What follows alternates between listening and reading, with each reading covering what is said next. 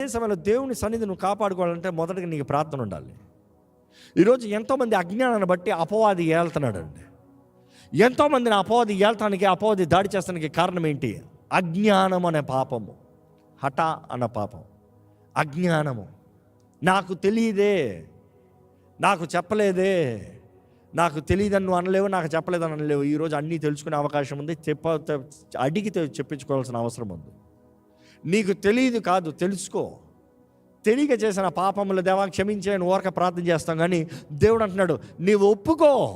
మన అపరాధముల నిమిత్తమై, దోషముల నిమిత్తమై క్రీస్తు నలకగొట్టబడ్డాడు, వెరగొట్టబడ్డాడు.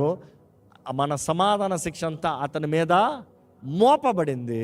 ఆయన పొందిన దెబ్బల ద్వారా మనకి స్వస్థత ఉంది. ఈరోజు క్షమాపణ ఉందంటే పొందుకోవాల్సిన అవసరత నీకుంది. నీవు ప్రార్థన చేయకుండా ఏది జరగదు. అజ్ఞానంలో నువ్వు ఉంటున్నావంటే అపవాది నిన్ను ఏళ్తున్నాడు, జాగ్రత్త. అజ్ఞానం ఎక్కడ కనబడుతుందో సాతాను అక్కడ కనబడతాడు అండి.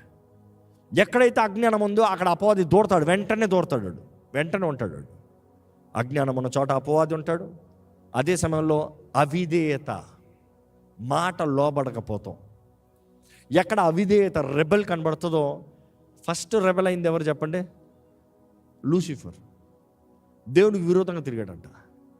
వాడు అనుచరులు పడవేయబడ్డారు, త్రోసివేయబడ్డారు.